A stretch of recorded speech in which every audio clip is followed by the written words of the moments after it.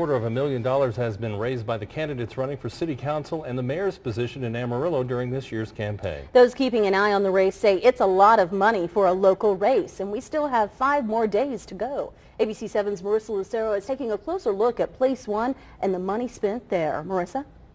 Yeah, Lisa, Larry, Place 1 is also the race where we're seeing the most money being spent by Green and Demerson, except for the mayor's race. And today we got to sit down and talk to some of those contributors. Now that we know our candidates pretty well, Friday finance reports were released for the 4 city council seats plus the race for mayor. And now we know what kind of cash they're spending during their run for office.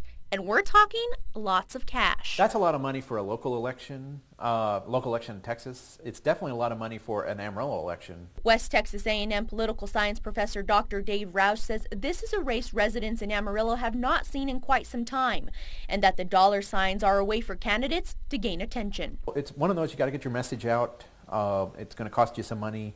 I think you can still do it for a little less than what they're spending. How about for one of the most talked about races, Place 1 incumbent Ellen Robertson-GREEN, nearly $8,000 in contributions for the month of April. Her challenger, Elijah Demerson, nearly double that amount.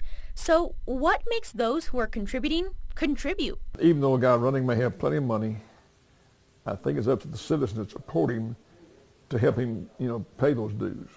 If you support him, then that means you give him money. And that's simple. Glenn McMenamy says it's nothing against Green. He says he likes what Demerson has to say, thinks he'll do a better job, and therefore he's made his contribution. And the same goes for contributors of Green. Well, I believe that there are 2 good candidates running for Place 1. I'm supporting Ellen Green. I've worked with Ellen. I know she works hard. I know she does her homework. She studies the issues. I have great confidence in her leadership, and I've been very pleased with it. However, Roush says we won't know if all this spending is really necessary until residents cast a vote. Cost per vote.